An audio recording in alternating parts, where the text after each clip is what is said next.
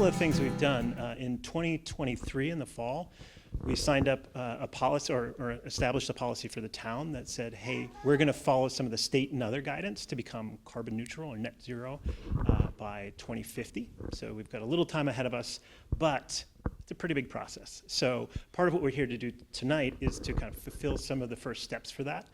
It's surrounding this idea of building a climate action plan for the community, which is how do we achieve that net zero 25 years out, but how do we formalize a plan and start some of the balls rolling to get information and steps in place such that we can achieve that goal in 25 years. So thank you first and foremost. This is your time, your personal time, so we really appreciate you coming out and sharing your voice with your thoughts on what might be helpful for this community. The Energy Committee is constituted by citizens of the community, so while we believe we are representative of this town and thinking about the best interest, we really appreciate other people in that thought process and in that conversation. So that's what we're hoping to do tonight. We are joined by two folks, Grace and Cassidy, from Weston and Sampson. Well, it was up there somewhere. Weston and Sampson, who are our partners in this work. If you saw the flyer, we received a grant to get assistance to help develop this program. And so they are representatives of the organization that are going to walk us through a bunch of information. So you have some backdrop of what we've heard about that should be things we think about when building out this plan. And then we'll really start to break out and aggregate your voices in that conversation to say, what are the things we should think about? In the spirit of moving that plan forward, we're not here to debate whether climate change is real or anything like that. We're here to say, we're going to do what makes sense for this community to be energy efficient, healthy, vibrant in the future, and for some of the little people, make a place where we're happy for them to be, to be able to live a fulfilling life through the environment we create for them. So with that, I'm going to hand it over to Cassidy, and she'll take it forward. Thank you. Thank you.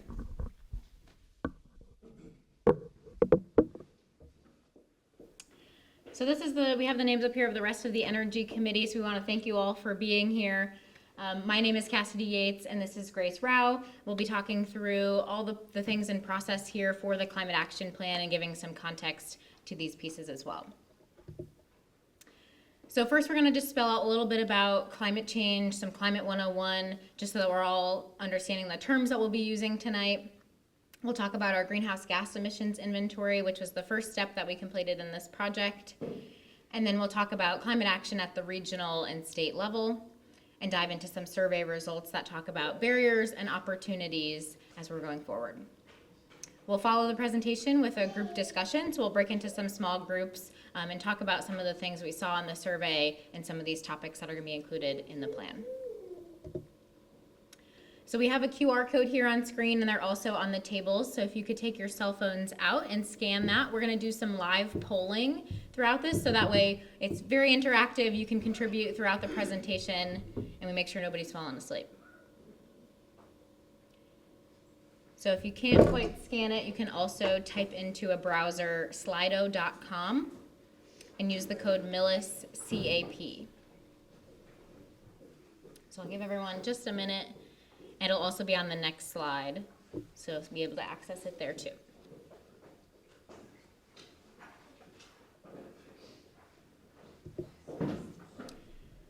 So our first question, we're just curious who's in the room. Do you live in Millis? Do you work in Millis? Do you own a business here in Millis? And you can select all that apply. So we see have some people lots of people that live in Millis. That was expected. Some people working in Millis, some other folks. Great. So that just gives us a little context for who's here, and now we know how to use the Slido program, and we'll continue to use that throughout the slides. So one more question here for you. Are you involved with any of the following groups? So this gives us a sense for the organizations that you interact with in Millis, some of your perspectives and thoughts, and where you represent. So we've got our Energy Committee. You said local, do you mean local in Millis or generally? Could be here in Millis, could be surrounding towns. So folks involved with the Energy Committee, the schools, other town committees, local businesses, some nonprofits and volunteer groups, great.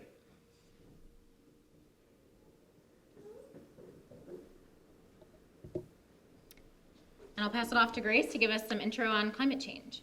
Cool. So before we dive into everything, I think it's important that we just kind of reflect on why we're here today. We know that climate change is impacting the world around us, both past, present, and future, specifically even in Millis too. So I think we're here because we care about climate change, we want to learn, and we're here to engage with you guys, learn from your community, and develop a plan that's best for Millis to tackle these issues. So speaking of this, we were able to pull some statewide climate projections. So I'm just going to kind of go down this list, starting with precipitation. So with a baseline expectation of an additional 2.1 inches of rainfall, by 2070, that's going to increase to about 22.3 inches. And then looking at temperature, so the days where you're cranking up the AC in the summer and it's super hot, it's above 90 degrees. Typically, right now, those days are going to be about 8 in a calendar year. And then by 2070, that's going to jump to about 39 days.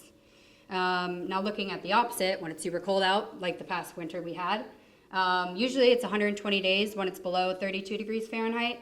And by 2070, with the climate projections, that's about to go down to about 57 days. Any questions?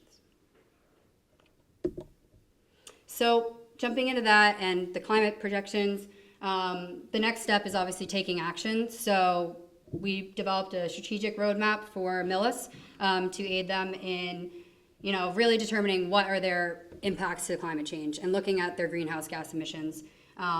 So things that we're going to cover are energy efficiency, electrification, transportation, and some natural resources. So some of the definitions that we're going to use throughout this presentation that we just want to make sure everyone's familiar with are greenhouse gas emissions. So those are carbon dioxide, methane, nitrous oxide, and fluorinated gases, which are released from burning of fossil fuels, also sometimes released naturally in different processes, but have accelerated from activities like driving our vehicles, heating our homes. And these gases cause the planet to warm and are leading to accelerated climate change. We'll also talk about net zero emissions, as Craig already mentioned, kind of those long-term goals for reducing emissions. And that's essentially where the emissions produced are equal to the emissions that are removed. So that could be through natural carbon sequestration of trees or carbon capture technology that will be developed in the coming decades. We also often talk about mitigation and adaptation. So these two terms go hand in hand. Mitigation refers to reducing climate change by reducing emissions. And adaptation refers to adjusting to the expected climate change conditions that we're going to experience. With that, we talk about climate resilience as well. So the ability of our community to bounce back from impacts from flooding, extreme heat, hurricanes, other storms. So I want to make sure that we can withstand those impacts and continue on our daily lives despite the changing climate. So back to another Slido question here. It'll update when you open your phone again. What word comes to mind when you think about climate action in Millis? Just off the top of your head, kind of a gut feeling, what are you thinking?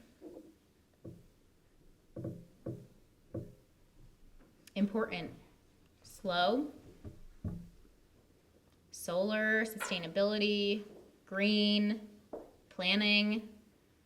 Great, these are all topics that we touch on here, extremes, recycling. If any of these words resonate with you, you can also type them in and they'll grow in this word cloud. EVs, great. See a couple people typing some other words, green, yep, that's definitely a big one. Solar, recycling. Yeah, so all things we're going to be talking about today. So glad to hear you're already been thinking about it. See a few more people typing. Solar again. Wind. Composting. You'll notice all the products you're using today, like the paper plates and paper towels and all that, can be composted, and we have a bin for that. So glad to see that that's on someone's mind. Great. So we're going to dive into the greenhouse gas emissions inventory that we've developed for the community. So we've got those gases again listed here. And then the sources of emissions across the community come from residents, from businesses, and from the municipality. These are our vehicles, our buildings, it could be agriculture, waste disposal, all these different activities that we have in our daily lives. So our analysis using MAPC's community tool has determined that there's about 70,000 metric tons of carbon dioxide equivalents emitted in 2022 for Millis.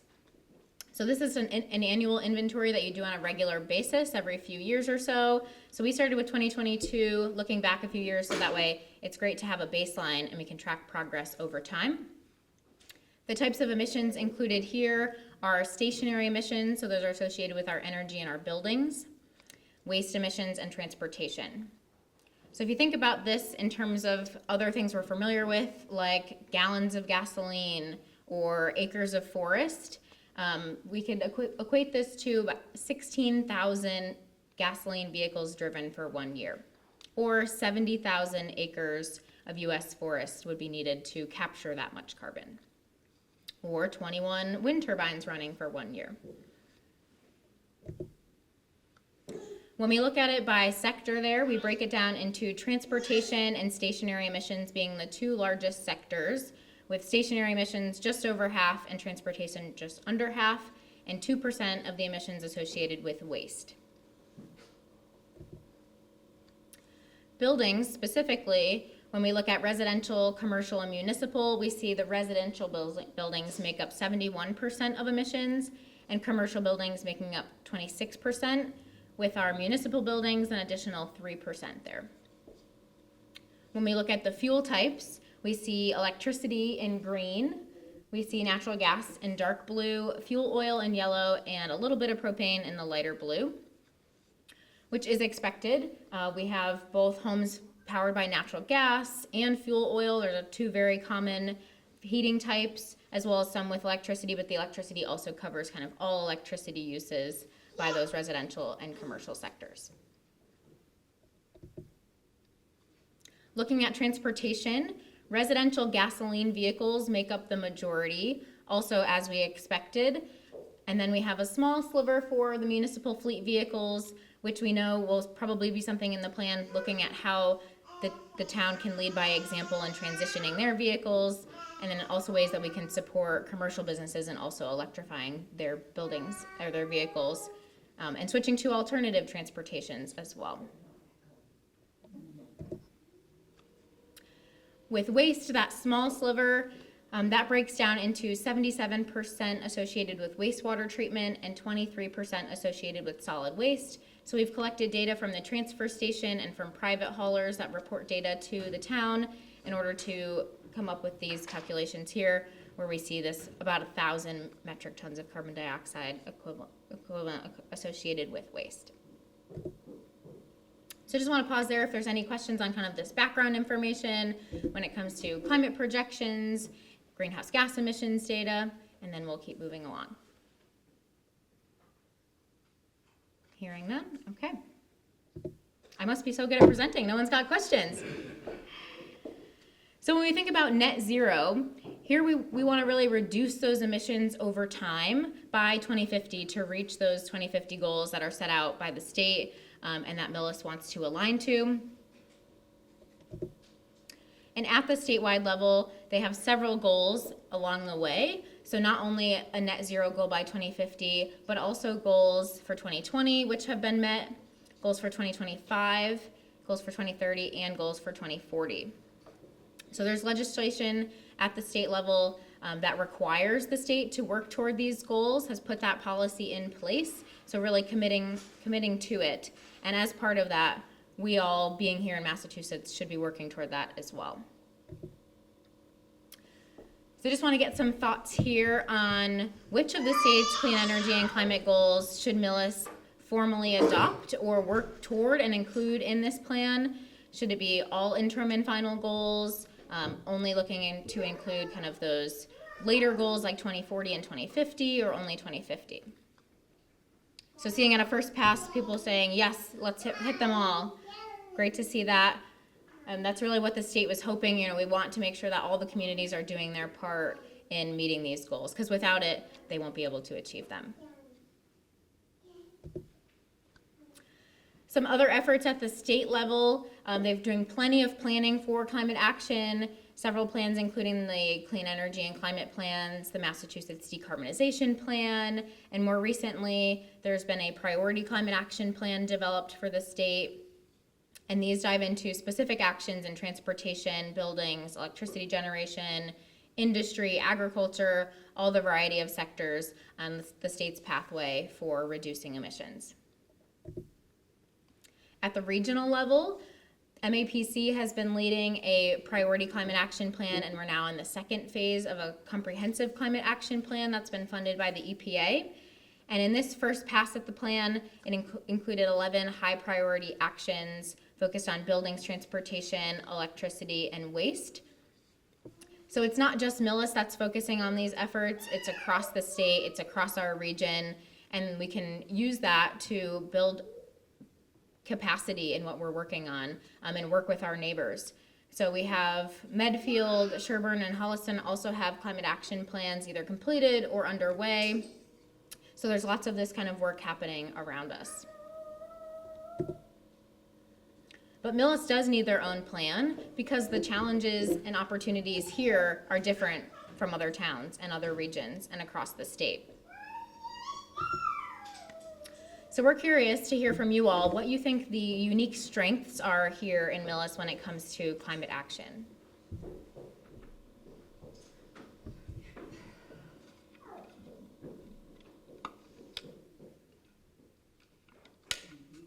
A smaller community, that definitely has its perks. The emissions would be much higher if we had many more people. Open space and trees, an engaged community, awareness. An engaged community really coming up here. Yeah, that's great. Parks, more open space.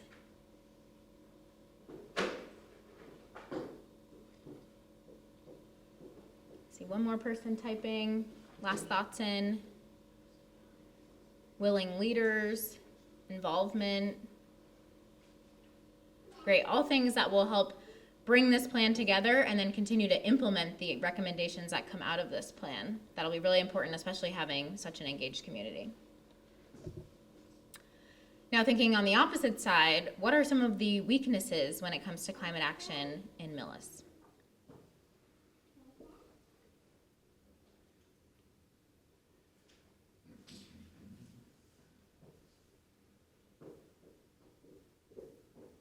Funding, definitely a challenge. Public transportation can be challenging with a lack of it. Everyone else thinks someone else is doing it. I think that's a really great point.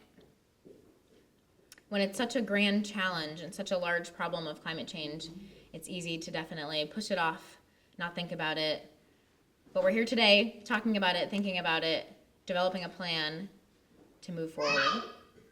Transportation, cost, lack of cooperation.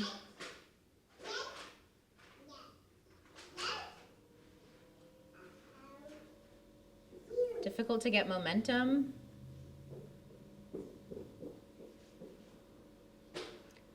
Yeah, those are all really great points. Something to consider almost as barriers here is how do we move beyond these and work toward better funding opportunities, lower costs, improved cooperation. Everyone's busy. Also a great point.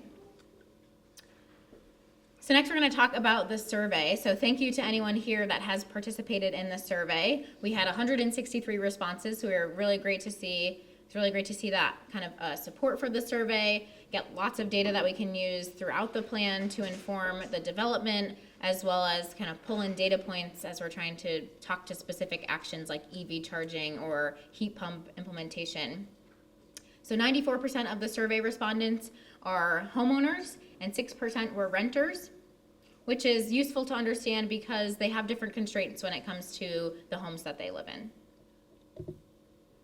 So just curious for folks here, so we have a sense for how well you're familiar with the survey, if you know the types of questions that were asked, if not. So we see some split. That's okay that you didn't take the survey. We'll talk all about it today, and you'll have a chance to talk about some of the same things that the survey asked. So pretty split. So one of the pieces we'll dive into, we'll kind of follow sectors similar to the greenhouse gas emissions inventory. So we'll start first with buildings. 77% of the survey respondents were single-family homeowners, and 56% of homes for folks that took the survey were built before 1980. We also asked about heating and cooling systems of our buildings. So 28% of homeowners expect to possibly replace their heating and cooling systems in the next 5 years, with 77% of those folks opting to replace with a more sustainable option like a heat pump mini split system.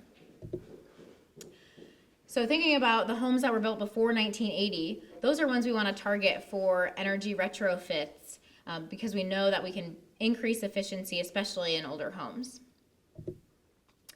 And then this is also a great opportunity for education and outreach, is that we want anyone that is possibly updating their HVAC and other building systems to be making sustainable choices that help our goals moving forward. There's a good chance if you do something now, you might, and not make those choices, might be doing it again before 2050 as we get closer to those net zero goals and really get down to like the last few emissions pieces that we can control. So that's something we want to make sure that in the climate action plan, we're thinking about how do we educate our residents and make sure that we're developing steps for them to make those good choices to meet our goals. Thinking about energy here, we asked about the Mass Save program.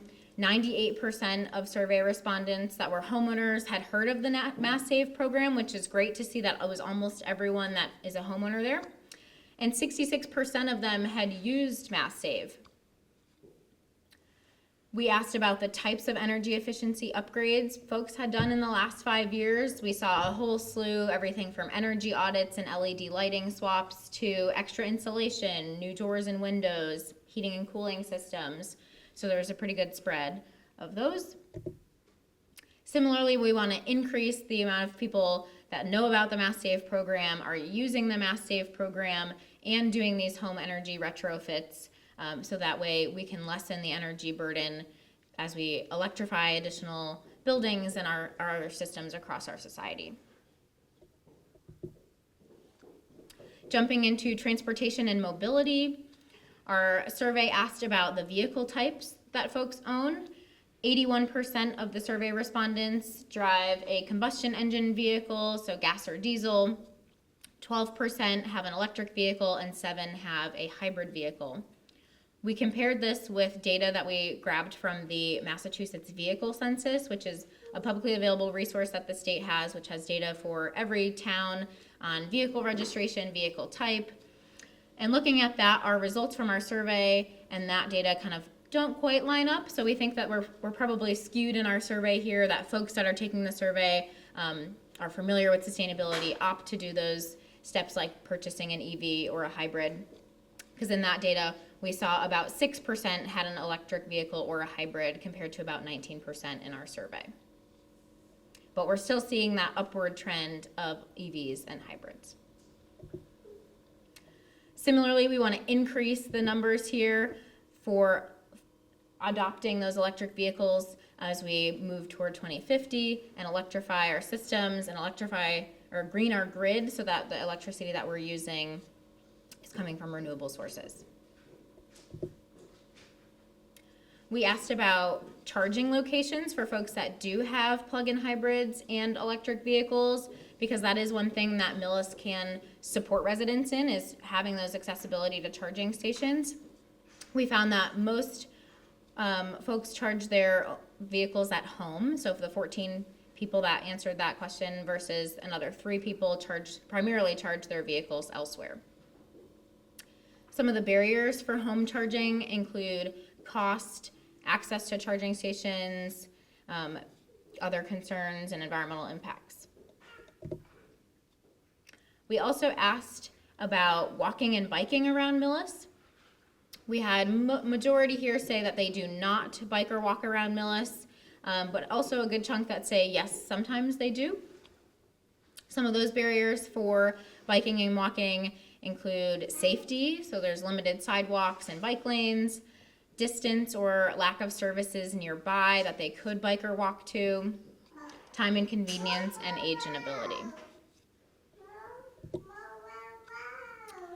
Then looking at waste, we asked about composting. 25% of respondents said that they were already composting. And there were a handful of other people that were interested in composting. And we asked about the type of composting that they would be interested in doing. Many votes for backyard, some for curbside pickup, and as well as someone with drop off. Similarly, we want to increase these numbers here up to as many people as we can. All of Millis composting and reducing their food waste sent to landfills and other waste reduction strategies. So with that, we're going to pause here.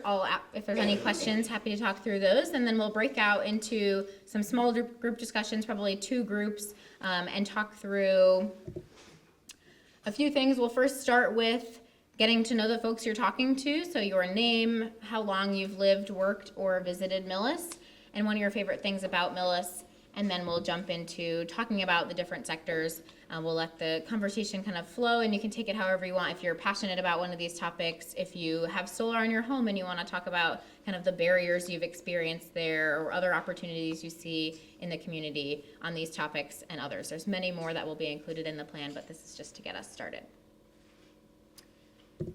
So with that, if folks want to, we can that table's pretty full, so we can kind of group some other folks around this other front table as well, breaking into 2 groups, and then Grace and I will help lead conversations with these tables. So we just want to kind of close out these great discussions with a little bit of sharing on kind of what each of the groups talked about and the barriers and solutions that we thought about. So feel free to grab some more refreshments before you leave, another drink and so. So I'll talk a little bit about what my group in the front here discussed. We kind of touched on a variety of topics that we discussed in the slides, including several of our group members have solar on their homes and already have EV charging and EVs. So we talked about kind of the process of installing those, most of them being pretty straightforward and simple. Some barriers that come up, but thinking about others as well, like renters and the challenges that they have. We talked about HOA challenges for shared building spaces or townhouses that have touching walls. We touched on the open space and recreation here in Millis. That's a great resource, and there's a lack of knowledge about what is available to folks, where they can go, and some of the work that's being done by community members to expand that and bring more information to the community around that. We heard from experiences at the high school with different committees and groups that students are working on and kind of their efforts and expanding that to the greater public so it's more visible to the rest of the community. So those are just a few, but lots of common barriers and opportunities as well, building on ideas from each other. And Grace, if you want to talk about your group as well. Yeah, I actually have a volunteer. Oh, go ahead. Great. You want to come on?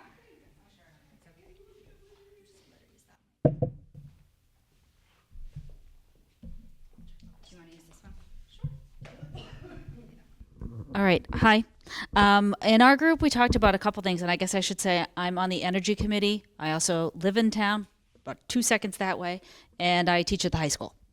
Some of the things we talked about composting and reducing barriers to composting, that there was composting where you could pick up composting in compost at this transfer station, but maybe everyone didn't know that was a possibility, and getting that information out there, and then maybe trying to find out about, can you actually bring your compost to there if you aren't in a situation where you can compost in your homes. Whether you're in one of the apartment house or townhouses and you don't have that space, or if you're concerned about animals, that sort of thing.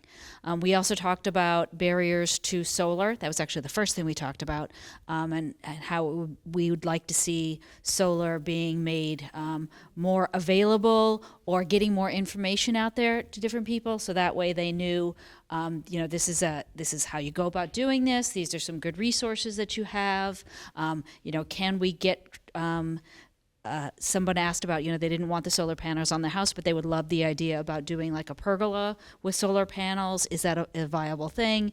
Can we set up a situation where people can find out more about that and kind of break down some of those barriers, maybe promoting more, doing the solar canopies, and possibly as different town buildings go through renovation, can we get solar panels involved in those scenarios?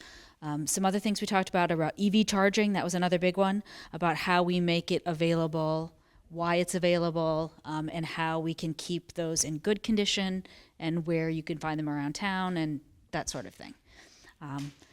My group, am I forgetting? Did we talk about? Oh, we also talked about mini splits and air pumps, and how we can, again, the barriers are getting the information out there so people know this is an option for me. This is how much it's going to cost. Which of these really is the better solution? So it's not just someone trying to sell you something, but providing the information and making the pathways easier for people to access the technology, and getting the information out there. Also getting groups to work together. We talked about maybe having groups at the high school groups, maybe working with people in the senior center to get kind of that information out there, and maybe exchanging and putting information in both newsletters, so that way more people in the town are involved and they know about opportunities.